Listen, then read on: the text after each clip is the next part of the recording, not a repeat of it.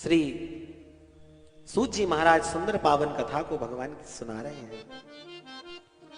अब देखिए, आज से 7 दिन तक आप लोग बैठ करके भगवान की कथा को सुनेंगे,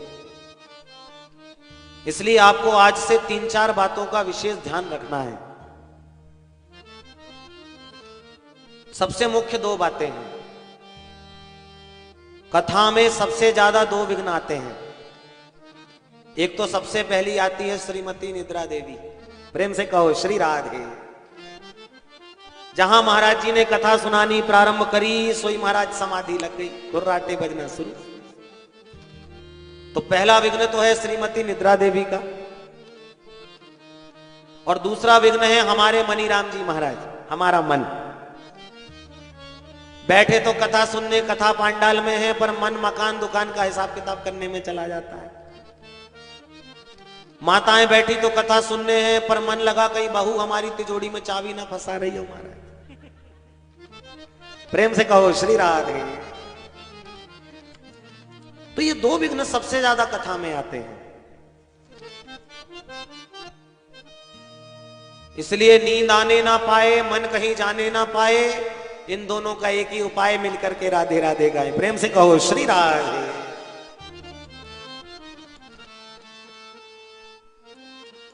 श्री व्यास जी महाराज ने सब कैसा स्वरूप है हमारे गोविंद का?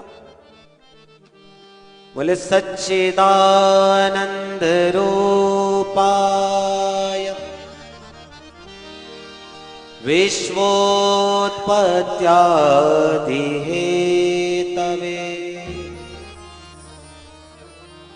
तापत्रय विनाशाय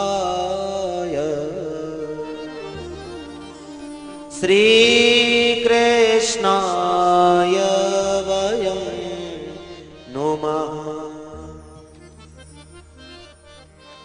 भगवान के 3 स्वरूप बताए। पहला स्वरूप बताया सत,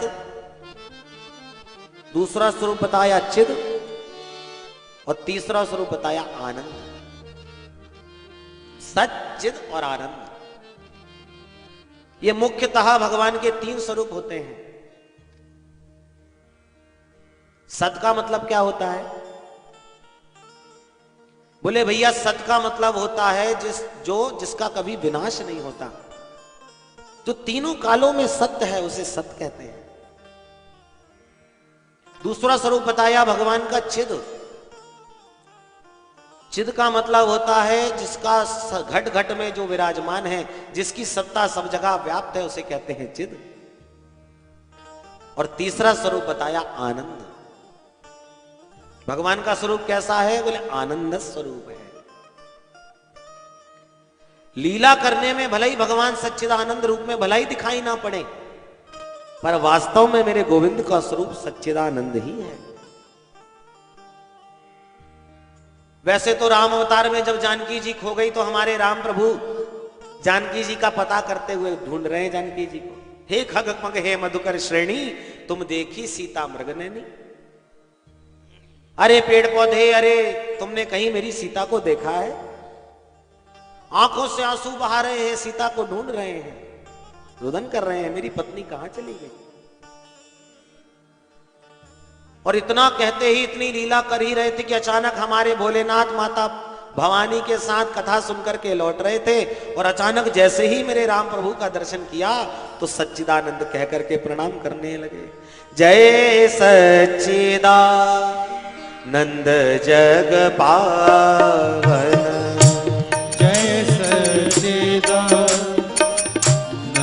जग पावन, जय सच्चिदानंद जग पावन, जय सच्चिदानंद जग पावन। हस कही चले मनोजन सार, हस कही चले मनोजन सार, हस कही चले मनोजन सार, हस कही चले मनोजन सार। जैसे ही राम प्रभु को देखा तो जय सच्चिदानंद कह करके मेरे राघवेंद्र सरकार को भोलेनाथ ने प्रणाम किया। पर माता सती की सिर चक्कर में खा गया कि जिनको सच्चिदानंद कह करके मेरे भोलेनाथ प्रणाम कर रहे हैं वो कहीं से भी सच्चिदानंद नजर नहीं आते। सत उसे कहते हैं जिसको सब कुछ ज्ञान हो, पर जिनको सब कुछ ज्ञान है वो अपनी पत्नी को ढूंढते फिर रहे हैं। चित उसे कहते हैं जिसकी सत्ता घट घट में विराजमान है, पर जिनकी सत्ता घट घट में विराजमान है वो अपनी पत्नी को ही नहीं ढूंढ पा रहे कि अपनी पत्नी कहां चली गई।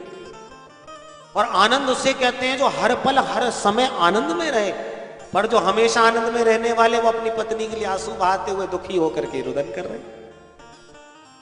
तो कहीं भी हमारे प्रभु सच्चिदानंद नजर नहीं आ रहे, और हमारे राम प्रभु को भगवान भोलेनाथ सच्चिदानंद कह करके प्रणाम कर रहे हैं। पर भैया भगवान लीला करते हुए भलाई कुछ भी नजर आए, पर वास्तव में भगवान का स्वरूप वो नहीं जो आप लीला में देखते हैं। अब किसी पिक्चर में किसी हीरो को टांगा चलाते हुए आपने देख लिया, और टांगा चलाते हुए देखते देखते देखते अचानक एक दिन देखा कि भैया वो टांगा चलाने वाले हीरो की तो मुंबई में बहुत बड़ी बिल्डिंग बनी हुई है, और तुम कहो अरे राम राम हमने तो इसे टांगा चलाते देखा था, ये तो बड़ा गरीब था, इतनी बड़ी कोठी कहां से आ गई इसके पास। बोले भैया वो तो अभिनय में टांगा चलाने वाला था, वास्तव में वो टांगे वाला नहीं है, वो तो बहुत बड़ा आदमी है, उसकी बहुत बड़ी कोठी है, बहुत बड़ा बंगला है, पर अभिनय ऐसा कर रहा है जिससे देखने वाले दृष्टा को लगे कि ये वास्तव में टांगे वाला है। इसी प्रकार हमारे गोविंद हमारे राम प्रभु जब लीला करते हैं तो लीला में ऐसा अभिनय करते हैं कि फिर वहां ना वो सत नजर आते हैं, ना चित नजर आते हैं, ना आनंद नजर आते हैं, पर वास्तव में मेरे गोविंद का स्वरूप सच्चिदानंद है, जो कभी त्रिकालावादित सत्वम, जो कभी नाश नहीं होता, जो हमेशा आनंद में रहता है, ऐसे मेरे गोविंद का स्वरूप है। अच्छा, करते क्या है भगवान? बोले विश्वोत्पत्त्यादि हेतवे, विश्व का पालन, विश्व का सृजन और विश्व का संहरण, ये तीनों काम भगवान के हैं। जब मन होता है इस संसार को बना लेते हैं, फिर इस संसार को पाल लेते हैं, और समय आने पर इस संसार का संहरण कर देते हैं। यह भगवान का कार्य है। इसलिए भगवान को अंग्रेजी में गॉड कहा जाता है। गॉड शब्द का अर्थ क्या होता है? G-O-D, God. जी का मतलब होता है जनरेटर, बनाने वाला। ओ का मतलब होता है ऑपरेटर, चलाने वाला, और डी का मतलब होता है डिस्ट्रॉयर, मिटा देने वाला। जो परमात्मा इस संसार को बनाते भी हैं, फिर चलाते भी हैं, और समय आने पर मिटा भी देते हैं, उनको भगवान कहते हैं। तो भगवान के तीन कार्य हैं: विश्व की उत्पत्ति, विश्व का पालन और विश्व का संहरण। इन तीनों के जो हेतु हैं, जिनकी पावन चरण शरण ग्रहण करते ही जीव के तापत्रय समाप्त हो जाते हैं, ऐसे भगवान कृष्ण के पाद पद्मों में हम सब मिलकर के बारंबार प्रणाम करते हैं। श्री कृष्णाय वयं नुमः।